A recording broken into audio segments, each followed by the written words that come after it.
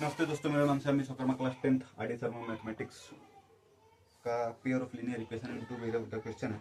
बहुत शानदार क्वेश्चन है। इक्वेशन जब बनता है तो उसमें समझने वाली बात होगी कि क्यों ऐसे हो रहा है, क्या ये गलत है कि सही है, वो हम करके बताएंगे। सोचने वाली बात होगी, विषय सोचने वाली है कि जब इक्वेशन बनेगा तो क्या वो इक्वेशन गलत है या क्वेश्चन गलत है।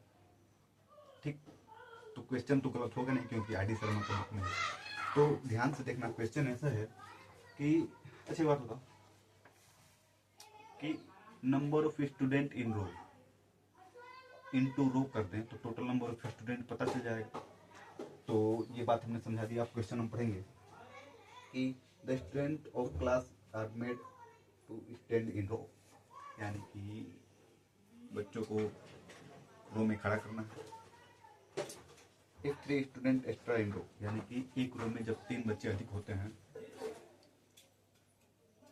There would be 1 row less, यानी कि एक रो क्या हो जाता है, कम हो जाता है। एक रो कम हो जाता है, मतलब एक रो में 3 बच्चे बढ़ा दें, एक रो कम हो जाता है। ठीक, if 3 student are less in row, यानी कि 3 बच्चों को रो में से कम कर दिया जाता है तो 2 रो अधिक हो जाता है। Find the number of student in class, यानी कि number of student in class पता नहीं, मेरी बात ध्यान सुनना। Let the student be X and row be Y. अगर जो according to first statement, according to question या फर्स्ट स्टेटमेंट 2 स्टेटमेंट हो, तो अगर जो रो में 3 बच्चे अधिक हो रहे हैं तो एक रो कम हो जा रही है, इंटू एक्स इंटू वाई हो रहा है। अगर जो बच्चे रो में से 3 कम हो रहे हैं तो 2 रो बढ़ जा रही है, equal to X into Y हो रहा है। ये सेकेंड स्टेटमेंट था, ये फर्स्ट था। यहाँ देखो, जब 3 बच्चे रो में अधिक हो रहे हैं तो रो एक ही कम हो रहा है। जब 3 बच्चे रो में कम हो रहे हैं तो 2 रो अधिक हो जा रहे हैं। आखिर क्यों, यही हमको जानना है। बस यही था इसमें सोचने वाली बात। रो अगर जो बच्चे 3 अधिक हो रहे हैं तो एक रो कम हो रही है। 3 बच्चे रो में कम हो जा रहे हैं, 3 बच्चे कम हो जा रहे हैं, 2 रो बढ़ जा रही है। फिर क्यों,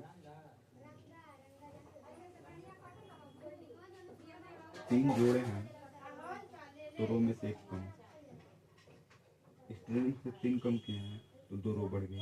आखिर क्यों, करेंगे तो पता चलेगा। इसको इसमें मल्टीप्लाई करेंगे, इसमें मल्टीप्लाई करेंगे तो एक्स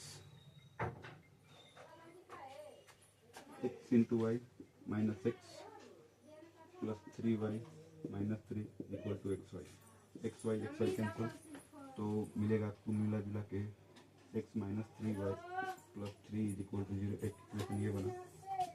अब अगला इक्वेशन इसको करेंगे, इसको करेंगे इसमें, तो X Y plus 2x minus 3y minus 6 equal to X Y plus के एक्स वाई माइनस के प्लस के एक्स वाई प्लस के cancel, 2x minus 3y minus 6 is equal to 0। ये फर्स्ट इक्वेशन, ये second equation. First and second equation से हम x और Y की वैल्यू पता कर लेंगे, तो हमने एक्स की वैल्यू कुछ पता कर ली, वाई की वैल्यू पता कुछ कर लिया। ऐसे करने के बाद यहाँ से दोनों फर्स्ट इक्वेशन और सेकेंड इक्वेशन पे elimination method, cross multiplication method या सब्स्टिट्यूशन मेथड का यूज करके एक्स और वाई की वैल्यू निकालेंगे तो पता चलता है कि जो बच्चों को अरेंज करेंगे तो एक टू स्क्वायर में करेंगे, 6 इंटू 6 में कर देंगे, नहीं तो 12 इंटू 3 कर देंगे। बस यही है। क्वेश्चन गलत नहीं था, क्वेश्चन सही था। जब इक्वेशन के हिसाब से ये और ये बच्चों को अरेंज करने का अपना तरीका है, तो ये 6 इंटू 6 स्क्वायर में चला जाएगा, बच्चों स्क्वायर में खड़ा हो सकते हैं, और 12 इंटू 3 रेक्टेंगल में खड़े होंगे। यही था, क्वेश्चन गलत नहीं था। Thank you.